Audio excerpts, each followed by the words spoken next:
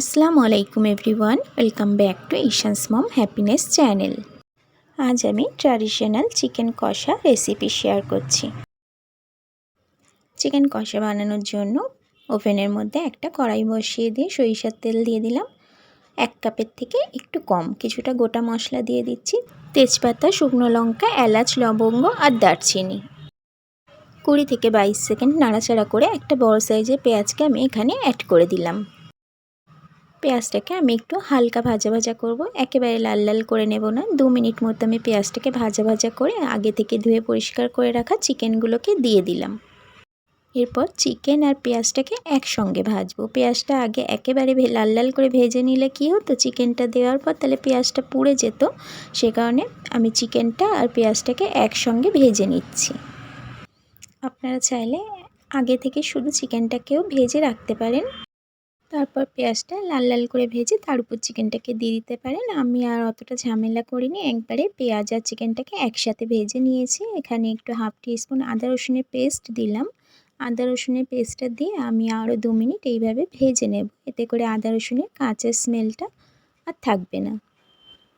5 থেকে 6 মিনিট সময় নিয়ে খুব ভালোভাবে চিকেনটাকে আমি ভেজে নিয়েছি। এরপর আমি এখানে 2টো টমেটোকে অ্যাড করে দিলাম। যেহেতু টমেটো দিয়েছি সেই কারণে টক দইয়ের পরিমাণটা একটু কম দিলাম। 1 টিস্পুন টক দই আমি এখানে দিয়েছি আর গ্যাসের ফ্লেমটা একদম লোতে আছে এখন।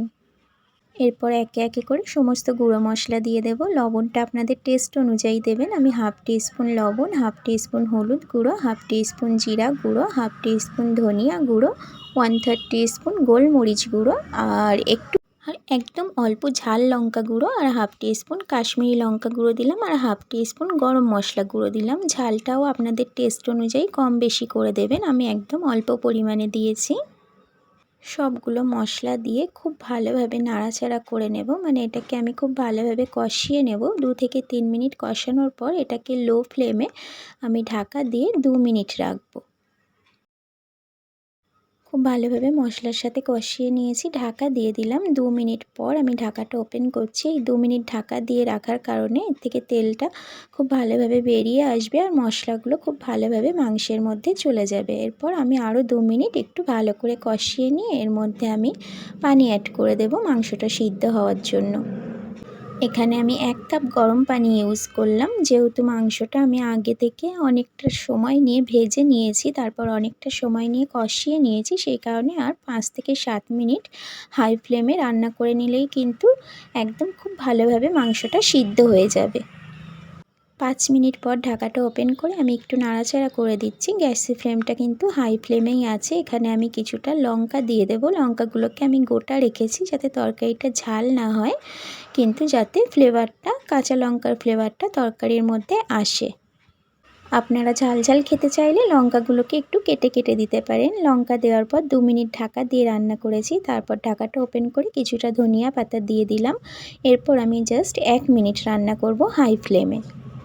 মাংসটা খুব ভালোভাবে সিদ্ধ হয়ে গেছে। এরপর আমি গ্যাসের ফ্লেমটাকে অফ করে দিলাম, ঢাকা দিয়ে 5 মিনিট রেখেছিলাম। 5 মিনিট পর ঢাকাটা ওপেন করে দেখাচ্ছি চিকেন কষার ফাইনাল লুক। কেমন লাগলো আজকের রেসিপি অবশ্যই কমেন্টে জানাতে পারেন।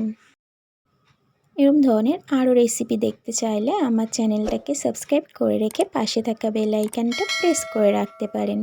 এতে করে নতুন ভিডিও আপলোডের সাথে সাথে আপনার কাছে নোটিফিকেশান পৌঁছে যাবে, আপনি আপনার সময় মতো দেখে নিতে পারবেন। যারা অলরেডি কাজটা করে রেখেছেন তাদেরকে থ্যাংক ইউ সো মাচ।